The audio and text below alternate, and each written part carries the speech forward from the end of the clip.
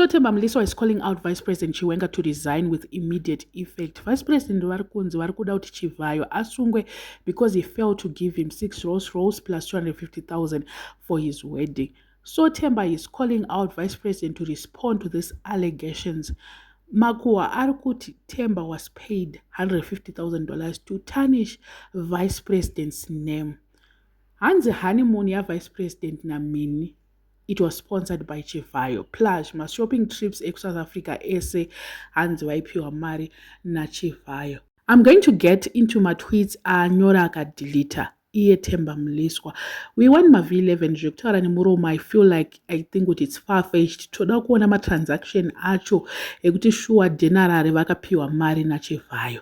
At this moment, I feel like ameno chichiri kuitika kuZANU-PF because vari kunyatsoona kuti Geza anenge ari kuita ane kaconnection naChiwenga, and also Chiwenga ari kuvengerwa kuti pese paari ari kungotaura nezvekuti Chivayo is very corrupt. So Themba ari kunzi abhadharwa mari 150,000 ndo mari yatanzwa kuti mukomana ndo yaapiwa yaari kuita zvese zvaari kutaura. I think Chiwenga at this moment ari kuda kungonzi abve muoffice. Zvekunzi ari corrupt ari chii, munhu wese ari corrupt kuZANU-PF. Handisi kuramba kuti corruption haana zvake. Corruption haanayo, but everyone wekuZANU-PF ari corrupt. I think kuti at this moment munhu wese anongoenda against zvigananda anotongonzi abude chete muZANU-PF.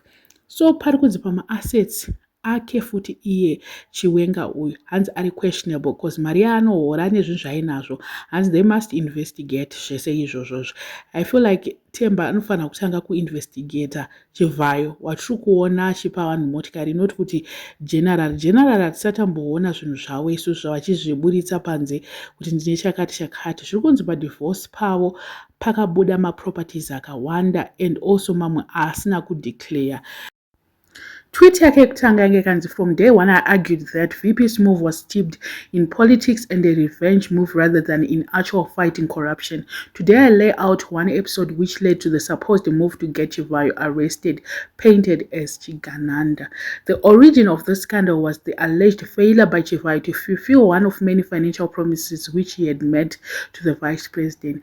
Whatever else happened later was an effort to get back at him. First of all, VP allegedly asked for 6 Rolls Royce for his wedding plus 250k for his wedding preparation. During the wedding itself, he received 250k as a wedding gift. Of that amount, only 50k was announced publicly at the wedding per his request.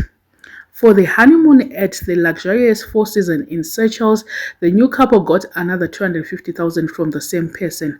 On their return through South Africa, the newly wedded vice president partner allegedly got 1 million rands for shopping. The VP himself reportedly asked and got another 1 million rands to get a gift for his wife. After this, they requested another 450 from Chivayo, which was meant to acquire 3 apartments for the VP's children.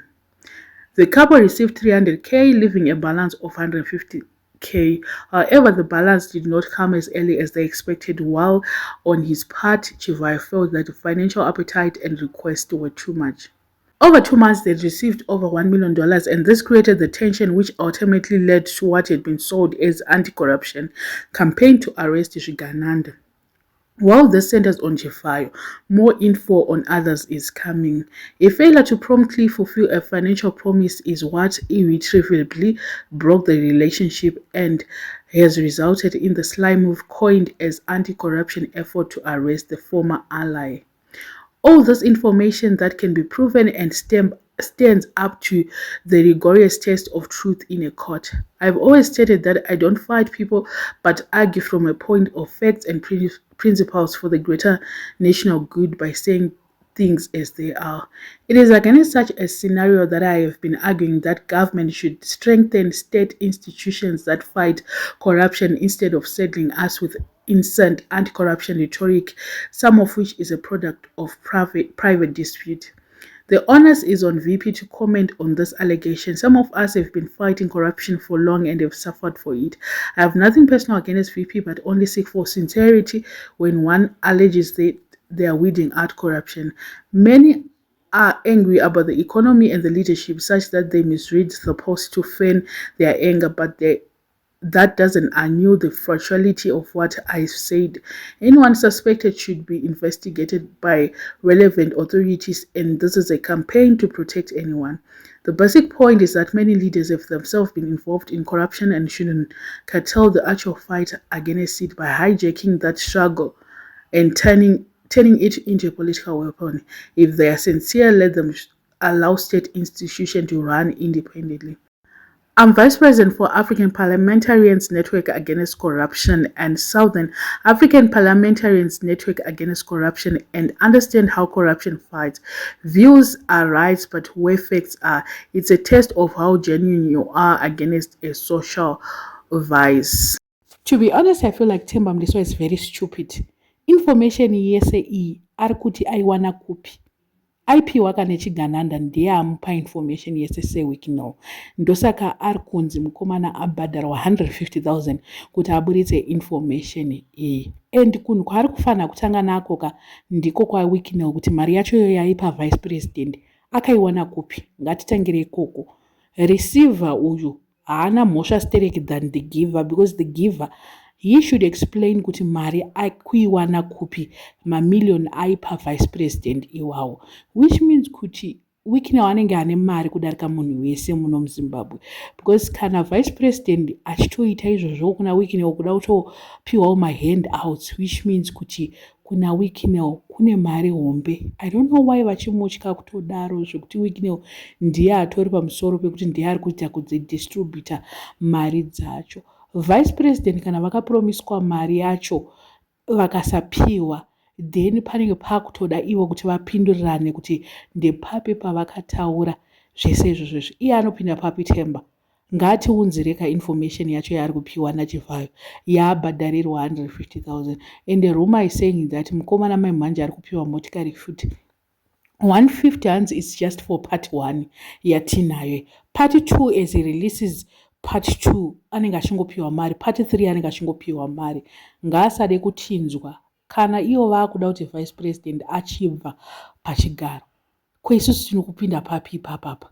Vari kuziva kuti information yakawanda yakaburiswa naGeza. Geza akatipa information ivo vasati vatipa information yavanga vachida, ndosaka vakubhadhira Themba Mliswa. Themba is being used. Ndozvokutongoitika panapa. Chigananda whatever zvavari kuda kuita izvi, I don't know if it's going to work. And anyone in support of Zvigananda, fuck off. Themba naiye futi zimusoro rake, because chaari kuda kuita ipapa pachii chaicho charoda kuti convince kuti vice president is very corrupt, ko munhu wacho iye ari kupa mari asi corrupt. I don't know what you guys think, but this is getting out of hand. Wiki newana anogara achirequesta mamillions. Pane tsamba iripo izvo zviri kuratidza kuti he was requesting 20 million from EcoBank. Saka anenge achida kuti munhu ari corrupt ndiani? Regai vice president vadyewo, ndovadii? Isusu we don't know kuti nyika inoi iri kuenda kupi. To be honest, we don't know kuti pedu chaipo ndepapi chaipo. But anyway, I don't know what you guys think. Let's keep on the conversation going in the comment section. Like, share, and also comment on this video. Road to 30,000 followers. We are almost at 30,000 subscribers. Taktoenda ku 50 very soon.